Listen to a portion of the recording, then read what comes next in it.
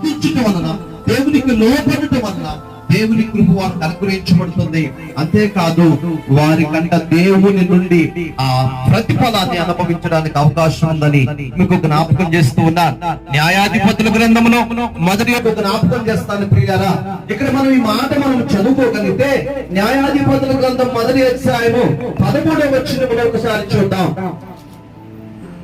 కాలేబు తమ్ముడైన కనజు కుమారుడైన ఒత్నియేలు దాన్ని పట్టుకొనెను. కాలేబు తన కుమార్తె అయిన ఆక్సాను అతనికిచ్చి పెళ్లి చేసెను. ఒక భయానకమైన పరిస్థితి ప్రమాణం చేస్తున్నాడు. ఎవరైతే శత్రువుని ఓడిస్తాడో అతనికి నా కుమార్తెనిచ్చి పెళ్లి చేస్తానని చెప్పాడు. అప్పుడు అక్కడ మనం గమనించినట్లయితే ఒత్నియేలు ఒక వ్యక్తి వచ్చాడు, పట్టుకొని కొల్లగొట్టాడు, అక్కడ విజయాన్ని సాధించాడు ప్రియులారా.